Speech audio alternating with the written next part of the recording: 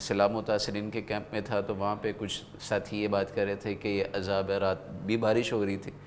تو میں اس بات کے حق میں نہیں ہوں کہ یہ عذاب ہے. اس کی وجہ یہ ہے کہ اگر یہ گناہوں کی وجہ سے ہے، اگر یہ شرک کی وجہ سے ہے، اگر یہ اللہ کی نافرمانی کی وجہ سے ہے، جی تو پھر یہ کافر ممالک تو زندہ رہنے کے حقدار ہی نہیں ہیں کہ وہاں پہ آنا چاہیے تھا. بالکل ٹھیک ہے.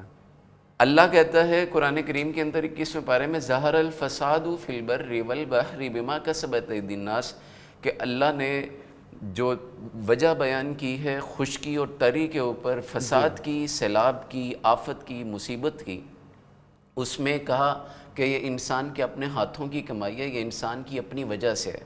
اب وجہ کیا ہے؟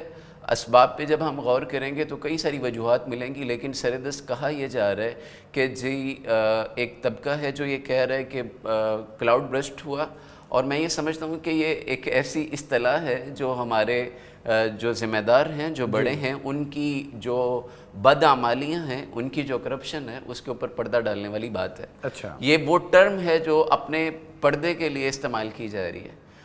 این او سیز کس نے دیے؟ دریاؤں کے رستوں کو، پانی کی گزرگاہوں کو کس نے بند کیا؟ کس نے اسے کلوز کیا؟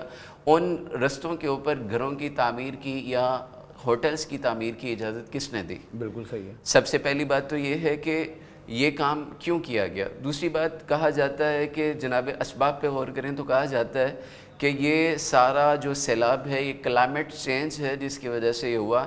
تو پھر وہاں پہ سوال پھر یہ ہے کہ ہزاروں لاکھوں درخت وہاں کس نے کاٹ دیے؟ کس نے کاٹے ہیں؟ بالکل صحیح ہے. اور اتنی ساری اخبارات کے اندر بھی خبریں موجود ہیں کہ جناب اتنے اربوں روپے کی لکڑی کی وہ جو سمگلنگ کی گئی ہے، کرپشن کی گئی ہے، چیزیں خراب کی گئی ہیں، تو وہ کس نے کیا؟ وہ رول کس کا تھا؟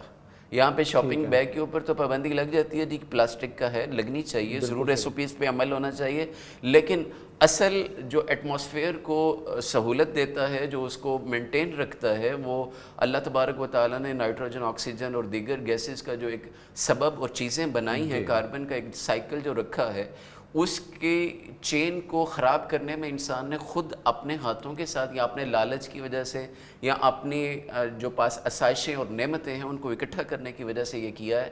اور پھر اگلی بات یہ ہے سوچنے والی، سمجھنے والی، یا آنکھوں دیکھی، کہ امیر طبقہ جو ہے جہاں بھی ہو وہ اچھی سوسائٹی میں اچھی جگہ پہ اپنا گھر بنا لیتا ہے.